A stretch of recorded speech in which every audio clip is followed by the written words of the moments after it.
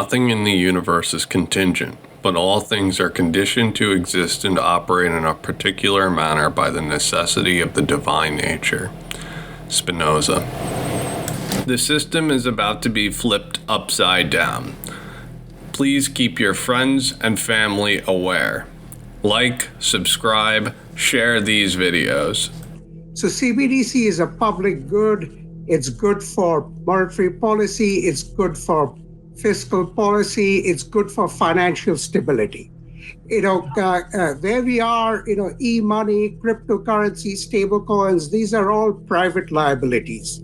So at the end of the day, the central bank needs to innovate and come up with a digital instrument for the digital age. The private sector is inching their way closer and closer to the Internet of Value. The governments and central banks of the world are preparing for this Internet of Value. The central banks and governments have accommodated markets with reckless monetary and fiscal policy, meaning QE, bailout, stimulus checks. The central banks and governments are also going to accommodate the markets with central bank digital currencies. By updating the CBDCs, the central bank's capabilities grow by exponents. For example, negative interest rates, increased money velocity, conditional money, fiscal airdrops of stimulus, a burn rate on currency to discourage savings. These aforementioned items are tools to facilitate complete control over the economy. In fact, I would argue that CBDC is public infrastructure. It's almost like upgrading our road system to an international highway system.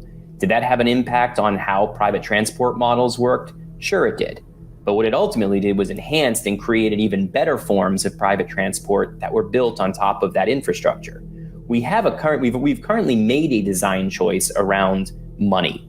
The dollar is issued by the central bank, as we've noted. For retail individuals, it's largely only accessible in physical cash and coin form. That's a public infrastructure choice. And we've seen private innovation develop on top of that. We believe the same would happen with CBDC. And in fact, it could unlock significant private sector innovation built on top of a CBDC innovation. This technology changes the world fundamentally. The world is in a global recession and is saturated with debt, and the central banks and governments have limited tools of inflation or deflation. This is a depression of biblical proportion, and it's on the horizon. This new technology opens a Pandora's box of monetary and fiscal policy tools to combat deflation. Yeah, great question. So, the way that money moves today, real quickly, is really 80% of cross-border flows go through three mega banks. That's HSBC, that's Citibank, that's JP Morgan. And you trust those banks to move money for you. I mean, they are the world leaders in really trust. And what's interesting about the way that Ripple started creating an alternative is that instead of trusting those financial institutions, why don't we link up smaller financial institutions and, in the future, maybe even corporations directly? And instead of trusting the banks to move money, why don't we trust the blockchain to move money cross borders? And so today, correspondent banks, if you want to move money into Mexico, they actually open an account in Mexico, they pre-position pesos, and they move money that way using something called mostly the SWIFT network. Right. But today, you can move digital assets into the country real time, and they get converted into local currency using cryptocurrency exchange. As the central banks and governments lean in, who are they getting advice from? From the experts, the companies that are successfully building the Internet of Value, the businesses that successfully utilize crypto and blockchain. Therefore, those companies and those crypto assets are laying the foundation of this next-gen financial system. Another critical design choice is around the rails that you use to actually transact a tokenized digital dollar or digital currency. So you do not have to use a blockchain or DLT-based system in order to transact a tokenized dollar. You could use a massive centralized database, and that may be a very efficient way to offer a digital dollar. Of course, there may be privacy concerns, there may be resiliency and redundancy concerns, which is the reason, again, from a digital dollar project perspective, we thought it makes sense to look at either blockchain or blockchain-inspired systems to think about how you design the rails. But again, in designing rails, that's where interoperability becomes very important. Can you move in and out of that ecosystem, and how readily can you do it?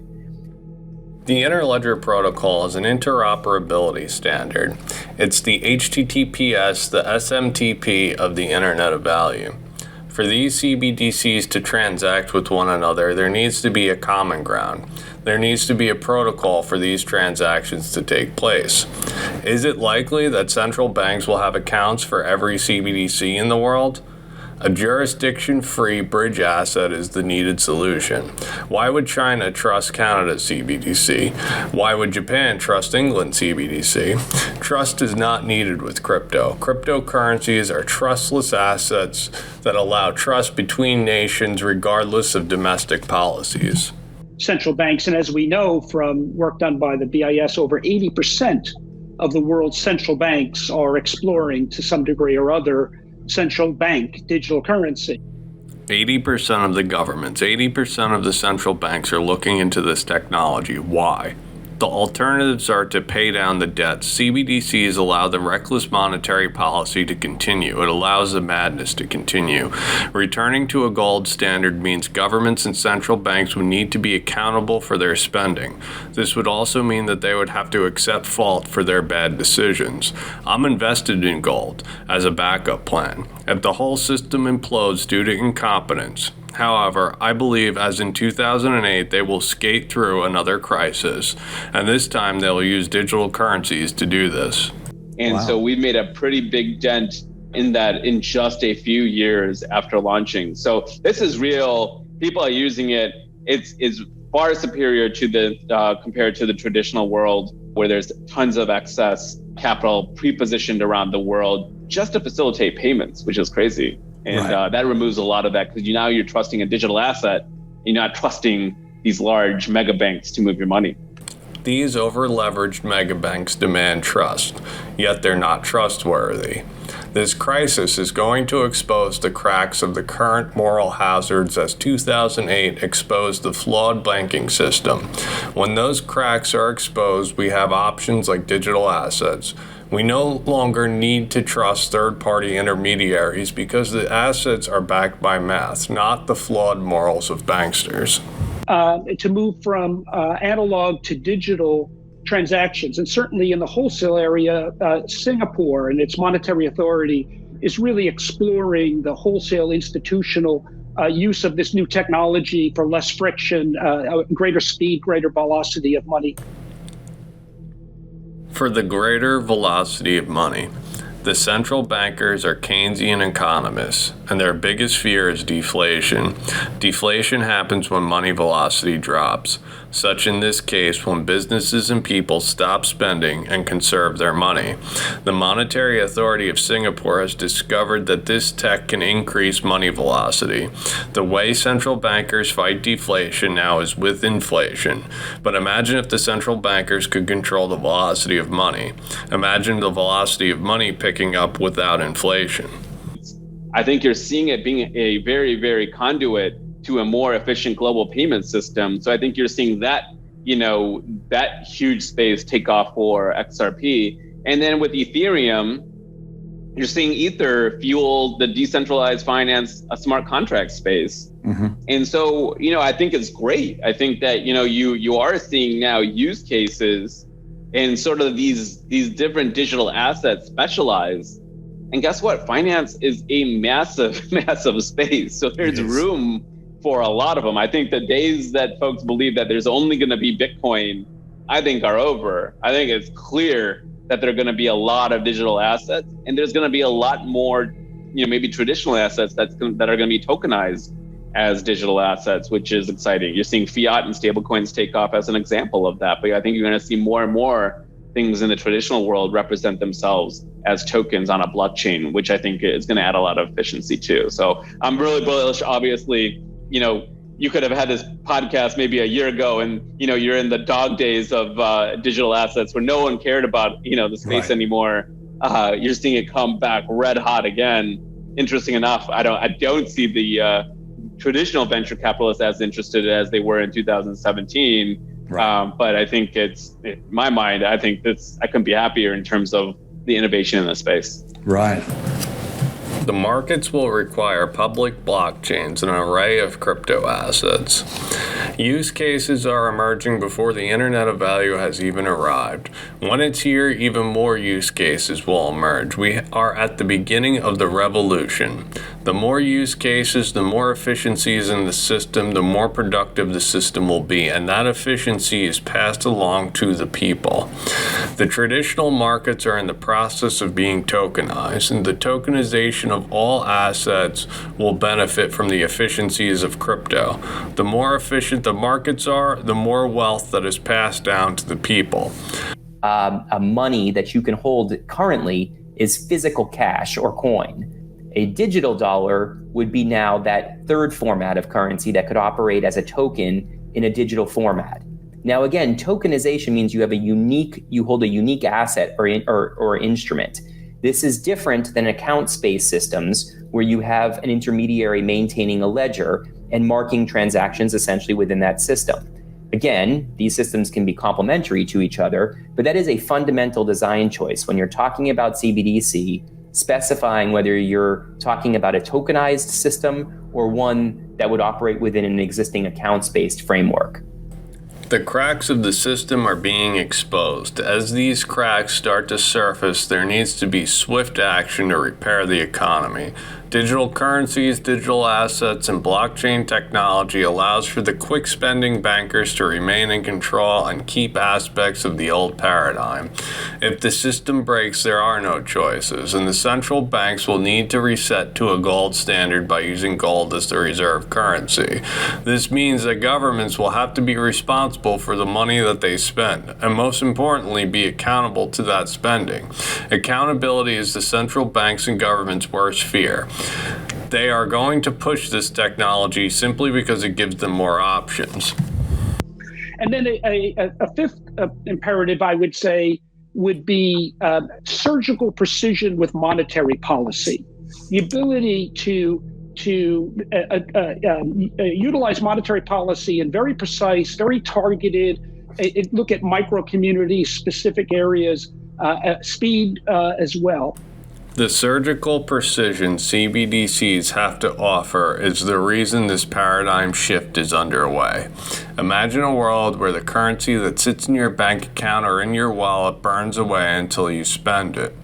The central banks and governments would be able to control the velocity of money. The velocity is moving too slow. How about we put a 10% burn rate on the currency? Spend it all or you'll have nothing, and that's how the velocity will pick up. UBI that's conditional can only be spent on certain items. The oil sector is down, so free money could be provided that citizens could only pay on gas or other petroleum products.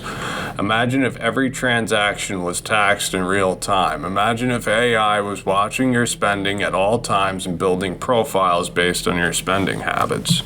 Part of the reason that it can enhance automation is because of the programmable nature of tokens. This is software. So you can essentially embed compliance, regulatory, and business logic around a tokenized digital dollar in order for the digital dollar to do certain things. And a lot of that can happen in an automated fashion. That's an area where I think there's significant interest and hope for some positive innovation that could develop. Autonomous, programmable nature of tokens. Imagine if the housing market was tokenized and these tokens were autonomous. Your house could rent itself on the free market for digital dollars to be paid by the microsecond as it's being used. Here, so the beauty of the hybrid model is the private sector builds and operates the payment rails and continues to innovate, whereas where the central bank is actually providing the digital instrument that operates across those payment rails. So it's interoperable, which is great for financial inclusion, it's pro-competition, and it's pro-stability of the digital and mobile money private providers. I'll stop here for now. The private and public sector will work hand in hand. The public sector will create a CBDC that works within walled gardens that the private sector has built. What is crucial is interoperability, and that is what the good people of Ripple are working on. The interledger protocol is key. From walled gardens to walled gardens, central bank digital currencies to tokens that work within blockchain networks. There will need to be protocols and standards for the new system, and that's what we are slowly seeing happen. As we move forward, we are going to see standards like ISO 222 messaging. We're going to see interledger adopted by more institutions. Recently, Brett Ahrens wrote an article on MarketWatch called "Why the Only Place You Should Invest in Bitcoin is in Your IRA." It's no secret that we are going to be taxed on our digital assets and precious metals. I have chosen to work with iTrust because I believe in the product that they offer. IRAs are a great way for you to protect yourself from out-of-control taxes that we're going to have from unprecedented gains. The iTrust platform allows you to trade digital assets while reaping the rewards of an IRA tax incentives. If you're a digital asset investor or a gold bug, I urge you to take a look at what iTrust has to offer. Thank you for watching, subscribing, and liking. If you enjoy my work, please consider joining my Patreon. Desire is the very essence of man. Spinoza. Remember to hit the bell for notifications. My channel has 2 to 3 videos per week.